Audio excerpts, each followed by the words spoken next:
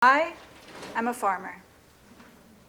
I wake up early, feed the soil, plant the seeds, and I pray for rain. I'm also a teacher, and teachers are like farmers, and children are like seeds. We need to cultivate the ground from which they grow, nurture them, and provide them with the best conditions for life. This is Shikori. He's a student at one of the schools where I help to grow school gardens. I feel incredibly privileged to work with our young people and expose them to these experiences. The change I see come over them as we head outside and start to work is uplifting. They instinctively value what we're doing. And even those hesitant or resistant to join in never fail to smile. Giving them the permission and the opportunity to explore the world of soil and plants feels like the most important thing that I could ever do. The open air makes them more receptive to questioning and exploring, essential parts of learning. And there's something about accessing that basic human instinct of connecting to nature that we are so often missing, that they are able to reach. What would happen if we revalued the local, the immediate, the qualitative, the beautiful, the living? That's what I'm trying to teach Shikori.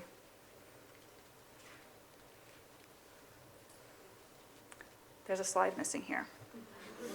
So I'm going to go back to this one and carry on. As the BVI embarks upon an exciting time of growth in its agricultural sector, I want us to understand what it is that we're looking for. It's about more than just our food. It's about our community, our health, and our environment. We have a long road ahead of us to establish a vibrant and secure food system. But unless we understand what it is that we're looking for, we're going to make the same mistakes as so many others before us, when we have a world of knowledge and experience to learn from. I'm not out there laboring in August or managing the chaos of 37 children outdoors, just because local food is good and organic veggies are healthy. I'm out there because food and farming are vehicles for social change. At the moment, the BVI relies 99% upon imported foods. At the same time, 70% of our population are overweight or obese.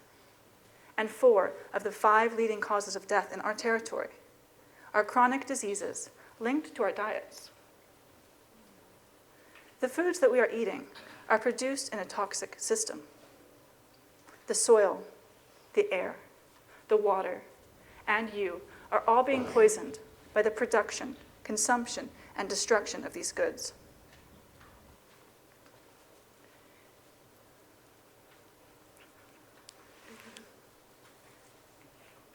I want us to look at one example.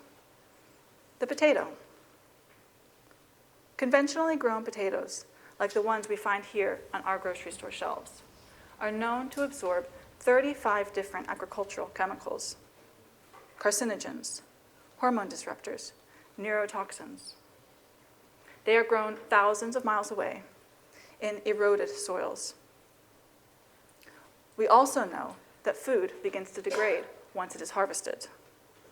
A certain percentage of nutrients are lost every day that it is in storage and transport. But still, they end up on our plates. Still, we so often choose the potato over our local tanya, edo, or yam. The food that you eat should connect you to your place. We are products of our environment, just another organism in a vast food web. We rely upon microbes to support our best mental and physical well-being. We need them. And we rely upon our food to provide them to us. But if our food is grown in chemically laden soils, there are no microbes there. The plants cannot find the nutrients that they need because the microbes that facilitate their nutrient absorption aren't there. And thus, you are not getting those nutrients either. But we are sustaining a food system where 1% of our food is providing us with the wide range of vitamins, minerals, and microbes that we need for optimum health. If we are what we eat, then what are we? We need to rethink our food. But this is a process, and one that requires questioning, reflection, change, and action. We need to recognize what our priorities are. Where do our choices do good, and where do they cause harm? When I began asking these questions, I knew my food, my health, was based upon what I ate. The level of my health was determined by the quality of my food. I learned that the quality of my food was determined by how it was produced, and how it was produced depended upon the value that we place upon the land. If we are going to be walking this path and asking these questions, we need to look at the bigger picture. Food security is a term that I think the BVI has become rather familiar with. Like many of you, I woke up one morning and began counting the cans in my cupboard. I was looking out at a barren landscape, and there was real cause for concern. Now, more than ever, we want our people to know that we will have uninterrupted access to a supply of food. But the BVI has less than 0.1 acres of arable land per person.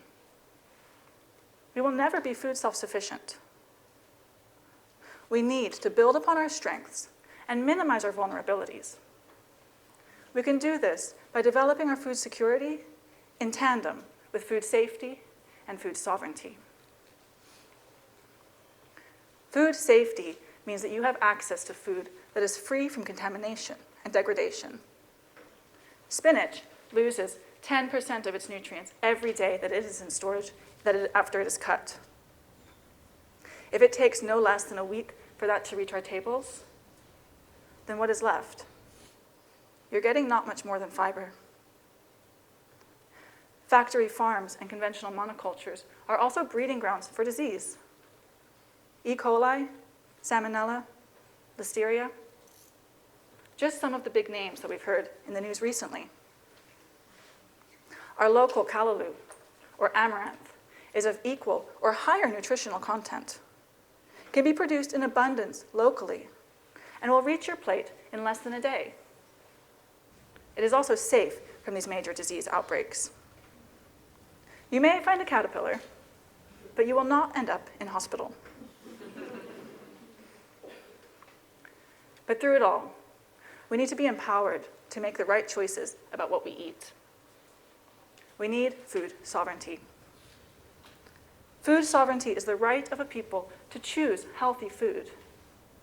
It places the producers and consumers at the heart of a food system, rather than the markets and corporations. It asserts that people must reclaim their power within a food system by rebuilding their relationship with the land, between food producers and those who eat. If we want to develop a system that is secure and safe, we need food sovereignty above all. As we walk this path and ask these questions, please keep in mind 3 principles. Respect farming, value your health, and honor your environment. Respecting farming means that we perceive it as a career and not just a pastime. Just because I don't usually wear a suit does not mean that I am less skilled or knowledgeable. Just because I work the soil does not mean that I should earn less of a wage. Valuing your health means that you recognize both the physical and the mental. Choose food that provides you with the maximum nutrient density. Choose food that builds relationships and businesses. Value food that connects you to your home. And the thread running through all of this is, of course, the environment. Conventional agriculture is one of the biggest contributors to our global climate crisis. And right now, we don't have much of a choice but to be a participant in this system. With your action, that can change. As people who eat, you are stewards of the land. And those who steward well benefit all and harm none. I was raised by a mother who loves plants. She cultivates a beautiful garden. She taught us, engaged us, encouraged us to explore the natural world. By the time I went off to university, I knew exactly what I wanted to study: archaeology. When I arrived, I learned of a course of study that I'd never heard of before, nor considered a possibility: sustainable agriculture and agroecology. I marched right down to the office and changed my major. And then began 4 years of fielding that inevitable, age-old question: what are you going to do with that? To which I would answer, be a farmer. I would see their expression change and knew to expect, well, you'll never be rich. But I was given permission and opportunity to pursue a passion and make it a profession. And I have thrived. I love my work, and I earn a good living. My family is healthy, and my community and the land both benefit from my contribution. What were those people considering wealth? This is my farm. It's where I apply ecological principles to my agricultural practices. I combine science with tradition. I need my farm to be diverse, efficient, and resilient. I want my farm to celebrate our local food traditions. Underlying it all, I want to regenerate the land that provides it all for me. I encourage the natural balances between pests and predators, diseases and fungi. I work with the seasons and design the land so that it accommodates the stresses of drought and storms. I build soil fertility for long-term productivity, rather than relying upon chemical inputs, which will destroy it in one generation. I'm able to be more economically viable than a conventional farm. I can produce more food per acre while spending less on inputs. I can produce nutrient-dense food in harmony with nature. And on September 7th, 2017, as I was counting those cans, I was also counting the tania and yams that I had growing here below the soil. I could see leafy greens still growing, close to the ground and protected by the terraces.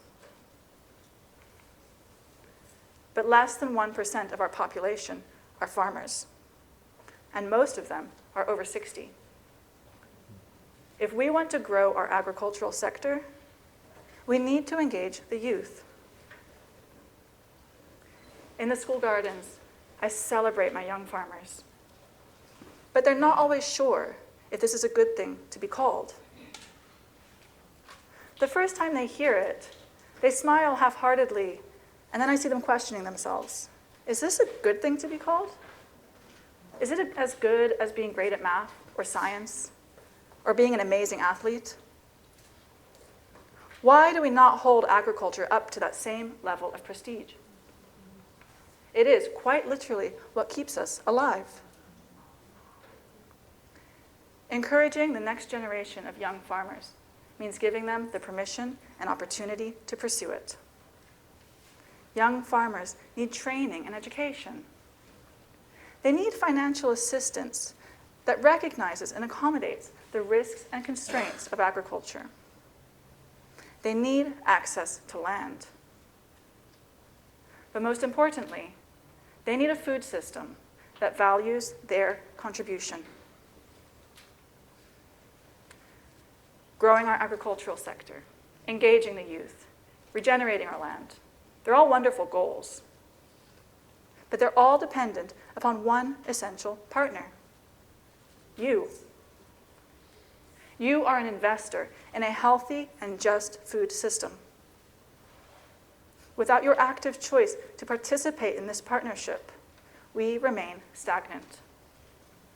To develop a food system that is secure, safe, and sovereign, we need consumers who care. The soil, the air, the water, and you should benefit from the production and consumption of these goods. Even the waste is a resource. Rethinking your food means that you consider the who, the how, and the why of its production. It's time that we reconnect to that which makes us what we are. But we as farmers know, we do not plant a fruit tree so that we may enjoy its fruits.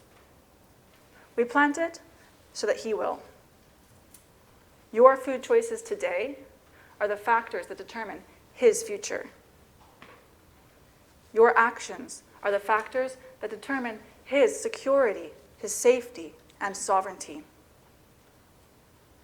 They also mean that he will have a choice to prioritize his health, pursue his happiness, and honor his environment. Thank you.